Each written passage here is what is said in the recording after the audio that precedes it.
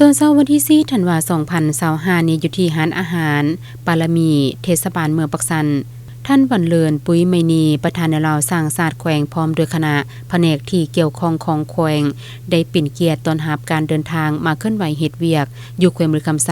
ของคณะผู้แทนแขวงกาเมาสาธารณรัฐสังคมนิยมเวียดนามให้เกียรตินำพาคณะดังกล่าวเดินทางมาในครั้งนี้โดยแม่ทานเลแทงเจียวห้องประธานประจำคณะกรรมการแนวโฮมประเทศศาสตร์แขวงกาเมาหลังจากนั้นในตอนบ่ายของวันเดียวกันท่านประธานแนวลาวสร้างศาสตร์แขวงมือคำไซพร้อมด้วยคณะยังได้นำพาคณะผู้แทนแขวงกาเมาเดินทางไปพบปะเยี่ยมยามพ่อแม่ประชาชนบ้านปากปึงเพื่อเบิ่งการปลูกฝังเลี้ยงสัตว์ของพ่อแม่ประชาชนภายในบ้านพร้อมนั้นยังได้รับฟังการรายงานเกี่ยวกับผลการจัดตั้งปฏิบัติบัดดาลหน้าเวียกต่างๆจากต่างหน้ากลุ่มโครงการเลี้ยงปลาปลูกข้าวและสภาพรวมผลการจัดตั้งปฏิบัติโครงการตลอดถึงด้านดีขอสะดวกปัญหาสิ่งท้าทายและบทเรียนที่ทดทอนได้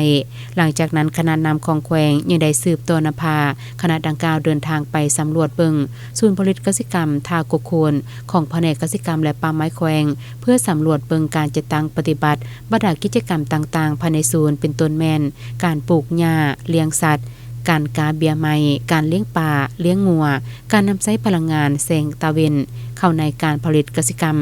ของชลประทานและประดาเวียกงานในด้านต่างๆอีกจำนวนหนึ่ง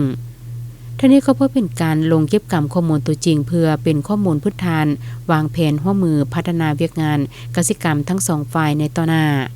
ให้มีการเติบใหญ่ขยายตัวนอกจากนี้ก็เพื่อเป็นการสร้างเงื่อนไขให้กับพ่อแม่ประชาชนได้เรียนรู้เวียกเทคนิควิธีการแบบใหม่ในการผลิตกสิกรรมเพื่อนำใช้เข้าในชีวิตประจำวัน